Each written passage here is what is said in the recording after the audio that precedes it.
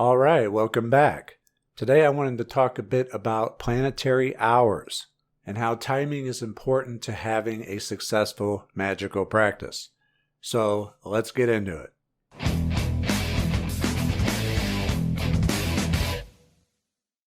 All right, so I have already covered the importance of magical timing in the Laws of Magic series, and I have specifically covered planetary hours in the 7 Planetary Powers program. But I felt like I needed to talk about it here because it really is one of those things that can mean the difference between success and failure. Now, I could tell you that practically my entire practice is planetary magic. But what is planetary magic? Well, simply put, planetary magic is working with the energies of the planets. And the basis of doing that is adhering to planetary timing, adhering to the planetary hours and moon phases. And if you're not adhering to planetary timing, then you're not doing planetary magic. Doing an operation whenever you feel like it, well, it's convenient, but you increase the odds of success when you adhere to planetary timing. When you adhere to planetary hours and moon phase, that is doing basic planetary magic. Now, if you adhere to planetary hours, moon phase, and invoke planetary energies and intelligences, now you're really doing planetary magic. But this video is just going to focus on timing and planetary hours. If you're interested in invoking planetary energies, intelligences, and knowing which planetary hour is good for which type of operation, I cover all of that and more in the 7 Planetary Powers program. Using a keyword system that I developed, you'll know which operations are good for which planetary hours. But here I just want to talk about planetary hours and its importance, why it's so important to use planetary timing in your magical operations. So in order to understand this, let's take the moon phases. The moon is either waxing to full in light or waning to new, no light. Now, when the moon is waxing to full, it is said that we are supposed to do operations that attract things into our lives. While when it is waning, we are doing magic to repel things and push things out of our life. And adhering to this is the most basic form of planetary magic that you can do. Now, if you do an operation to attract something into your life during a waning moon phase, that doesn't necessarily mean that it's going to fail. It may very well succeed. Instead, it's like being in the river and trying to swim up current. It's just more likely to fail, and it typically takes a lot more to succeed. So then the question becomes, why would you want to swim against the current when you could simply check to see which way the current is going and having that current help carry you to your destination? And the planetary energies are the current. And that's really the best metaphor that I can give you as to why planetary hours and timing is so important. You wouldn't say do a money operation invoking Jupiter in the day and hour of Saturn. It just wouldn't make any sense. Now, it may work, but Jupiter is the planet of expansion while Saturn is the planet of contraction. So you're really swimming upstream there.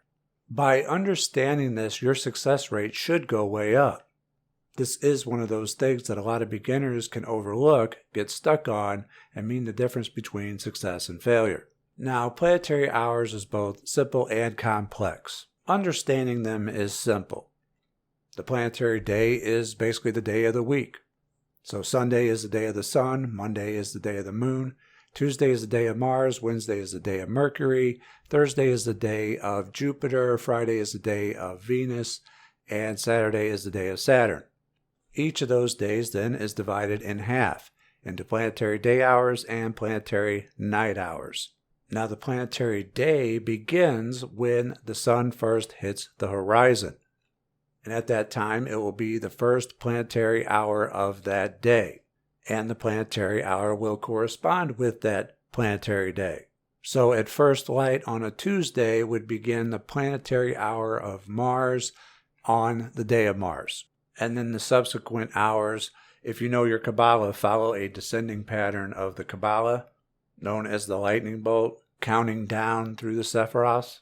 So it would descend from Saturn to Jupiter to Mars to the Sun, to Venus, to Mercury, and then finally the Moon, and then start all over. When the Sun sets on the horizon, that begins the planetary night hours. So it's not really all that complicated to understanding planetary hours. What makes planetary hours complicated is that they don't last exactly an hour. Each planetary day has 12 planetary day hours and 12 planetary night hours. But because the planetary day hours and night hours begin when the Sun hits the horizon, either rising or setting, and the amount of daylight that you have is different depending on what time of year it is, your planetary hours could be longer or shorter than an actual hour. Now, you could go ahead and calculate out your planetary hours for yourself if you really want to, but I recommend using an app. Now, I don't have an iPhone, so I don't even know which apps are available for it. If you know a planetary hours app for the iPhone, leave it in the comments below. For Android, there's a few apps, but I use Planetary Hours Pro. There's a Planetary Hours app and a Planetary Hours Pro version.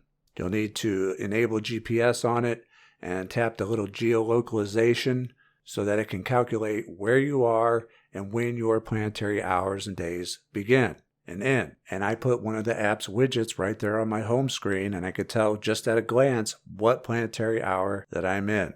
And it's as simple as that. I know there are websites out there that you can calculate planetary hours on as well. But no matter how you're calculating them, adhering to planetary hours is a must for anyone wanting to do planetary magic. I recommend the app. I've been using it forever. Wherever I go, I always know what planetary hour that I'm in.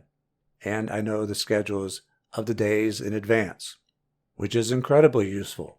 So that is a short lesson on planetary hours and why they're important, and I hope you found it useful. Leave a like and share it if you did. Someone else may benefit from it. Follow me over at Twitter at Frater Xavier, and consider joining us over at Patreon or Subscribestar, where all supporters get early access to Mystery School videos before they're available elsewhere. Thank you for listening. I'm Frater Xavier, and I'll see you next time. Take care.